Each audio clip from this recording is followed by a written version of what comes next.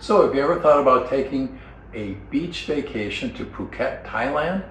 It can be beautiful, and we're there now. So we have some pros and cons we'd like to share with you. So we are full-time retirees, the Mackenzies, and we are traveling the world. We've spent the last month traveling through Thailand. We've been to Chiang Mai, Bangkok, Krabi, and we ended our Thailand travels in Phuket. And if we were to rank all four of those locations, we'd probably put Phuket, last on the list, which is not to say we don't recommend coming here. You absolutely should. It is beautiful. It just wasn't a great fit with how we travel and what we enjoy. We're not beachgoers necessarily, and really that is the primary resource and drawing card of the island. Now our first tip is location, location, location. This is crucial to making the most of your trip to Phuket, and it is where we've made our biggest mistake.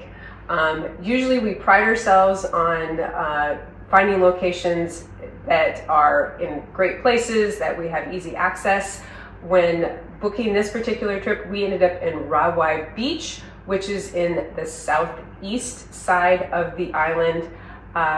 I do the bookings. I picked it, so I'm taking full blame here. I picked it because it was away from the hustle and bustle, because there are definitely parts of Phuket that are more of the party scene. We wanted something quieter that was more authentic to the local culture. The challenging part is that we're in a place that we don't have easy access to restaurants or stores, anything by foot. We're in a beautiful luxury apartment, and it's this oasis, but there isn't much developed around it. So we are absolutely dependent on transportation to see the rest of the island. Exactly. And Rawai Beach is actually 10, 15 minutes in traffic by cab to attend. And there are tons of restaurants and things there, although it's not a swimming beach, there's a lot of other stuff going on. We're still a ways from that, like I say, in a beautiful facility and a very affordable rent. Mm-hmm. But to do anything, really, it's call a cab, wait in line, do your thing, all that stuff. So make sure you research your beaches to understand what areas align to what interests you and how you vacation. We will tick off some of those beaches. Once again, we're in Rawai. If you go to the west side, which is where more of the beach resorts are, that you have Kamala at the top, which is a lovely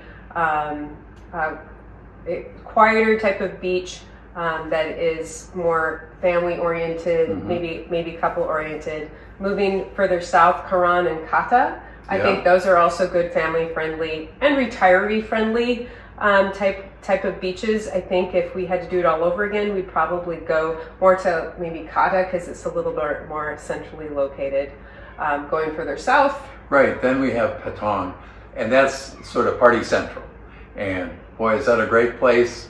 I think had I been 25, and but it probably doesn't get going until about 1 p.m., but it doesn't get stopped going until much after midnight. So maybe that's great for you. Wasn't for us, but boy, there seemed to be a lot of stuff to do. Some of it legal. Okay, so after location, something to take into account is transportation, and that's probably tied to where we're at, is how do you get around the island? The island is much bigger than we anticipated. Yeah. I think I read one comparison, it is 10 times the size of Manhattan. So it is a very large island, and it's easy to underestimate how long it takes you to get places. Our mode of transportation we've taken the most is Grab, which is the equivalent of Uber or Lyft in the US, where you can use an app. It kind of cuts down on language barrier, and plus you always know the cost of your fare ahead of time. You don't have to negotiate that. And you're not going through cash quite so much either. I mean, you're spending money on credit card, but just kind of managing cash is sort of a thing here. I will say that there's been some frustrations with Grab. There's many times when we will put in an order and then a driver accepts, and then we'll get a note of, can you cancel, or I'm double booked, I already have a customer, it's too far out, and so forth. And that happens, I would say, on 1 out of 2 times when we booked anything, and sometimes multiple times. And reading online, this is a scam. You shouldn't have to cancel when you make a request. So if you are in this situation using Grab, you ask the driver to cancel because they're trying to avoid a penalty for not taking a ride. So that part has been kind of frustrating. We've also used the Smart Shuttle, which is a bus that kind of runs the perimeter of the island, starting from Rahway, going all the way up to the airport, which is fairly inexpensive. Yeah, it wasn't 100 baht each, it was about $3. Right, and that's for each ride. It still takes time, and you get stuck in traffic because the traffic is incredibly congested on the island, and it can easily take an hour to get from point A to point B, which it just can be frustrating, especially if the bus is really packed and you're only in a standing room situation. Yeah. Now, one good thing that happened at one of our grabs, we went to a night market, and the particular driver was a little bit entrepreneurial, and he said, "Hey, what else do you want to do on the island? If you want me to drive you around on this particular day for 6 hours, I can do that. This is how much I'll charge, and we'll go wherever you want." We did it. Oh, that turned out really great. So that's one thing that we'd recommend. If you're not, we're not budget travelers, but we're definitely cost conscientious. So we're trying to make sure to maximize and make our dollar go the furthest, but we're at an age where we don't necessarily want the discomforts. I know riding on the bus, we were standing, it was hot, and we were a whole bunch of people, and I was questioning our choices that day. But we had a driver yesterday for 6 hours. She took us to wherever we want. We went to Old Town. We went to see a temple. The Big Buddha? Right, and then we got to see a sunset at one of the Nehorn Beach, which was beautiful. And so forth. Boy, that took a lot of stress out because she would just hang at a location and she'd come and pick us up. We wouldn't have to wait for a driver 20 minutes to come and pick us up. So we would highly recommend it. And at least, of course, it's whatever you're going to negotiate with a driver. And we'll put the driver information in the description. Now, this particular taxi, it's a husband and wife that seemed to, because the husband took us the one night and the wife took us yesterday. But it's the way to go. It was equivalent to about $10 an hour for us to drive around. And we thought it was well worth it just to take out that frustration. And we're going to fly out in a couple of days, and we already arranged for her to pick us up and do the airport. So a good experience, a trustworthy person, and we went. In fact, we even stopped. We asked her if we could stop by and pick up some groceries, because it's a little too far away at our luxury accommodations to go grab groceries. So she very kindly stopped at a place. We picked up some things.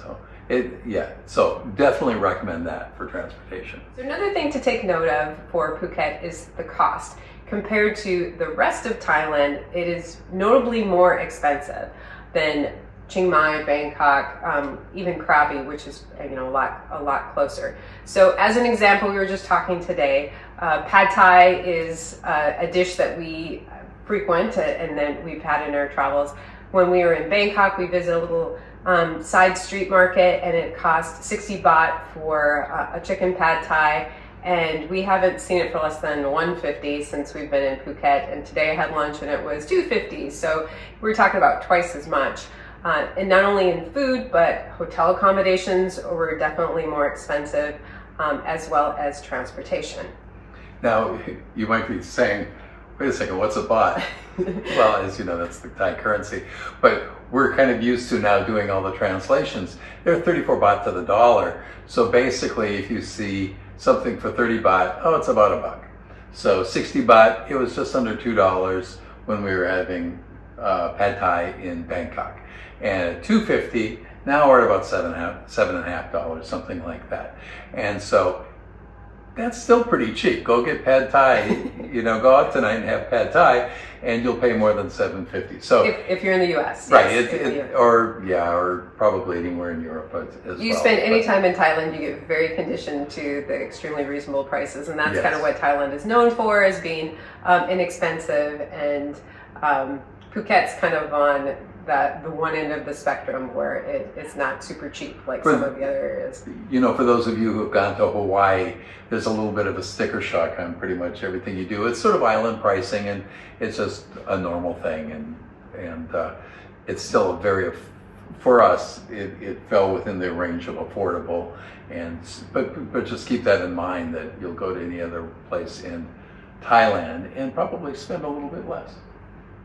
As for places that we would recommend for sightseeing in Phuket beyond the beaches that we already listed, the Big Buddha, which is perched on top of the highest point in Phuket, is often a must-see in Phuket. The challenging part is, you know, we're in the early of 2025, and the Big Buddha is actually closed due to a landslide in the fall of 2024 for safety reasons. But you can drive to the top and still get these fabulous views, these 360-degree views of the island. We went to a temple on our drive yesterday, Wat Shalong, and they happen to have a festival, and so there's all sorts of shops all wrapped around it. So it was very hot and still, but the temples, and I say temple singular, but there are all these buildings, and I'm afraid I don't understand well enough what each signified, but they're beautiful gold statues inside of them and things, reclining Buddhas and such. And then outside there was shopping and food and kind of a festive atmosphere. So I would recommend that. Also, the Phuket Old Town is very charming and has all these pastel-colored colonial style kind of buildings that have a lot of cute shops and restaurants and so forth. And on Sunday they have a really big market called the Sunday Market. That was a lot of fun. Tons of ton of food. The stores are open, and then in addition to that, they've closed off the street, so it's only pedestrian, and you could sample any kind of food imaginable. And it's interesting, as we've traveled through Thailand, we would see different foods in these markets that we hadn't seen in other markets, and there was no exception to this one as well. So it was a good one. I enjoyed that one. Yeah. So Phuket, even if you aren't a beach person, is still worth a visit. The Thai people are beautiful. This island is out of control with the weather and the traffic, but it's still very much worthwhile. Pick a beach, read up on them, and pick one that matches your personality the best. I think your traveler personality the best. And prepare to, you know, spend some time in traffic to see the whole island, but you'll love it. And with any time of travel, you just have to set your expectations. If you do want to travel around the island, just anticipate that it's going to take some time, and your transportation, depending on which mode of transportation you choose, could be frustrating. I think that's been the most frustrating part of our visit here, is just getting from point A to point B, and how much time and energy it takes to do that when we're really accustomed to being able to walk everywhere, and we just haven't. This is not a place where you walk, definitely not safely.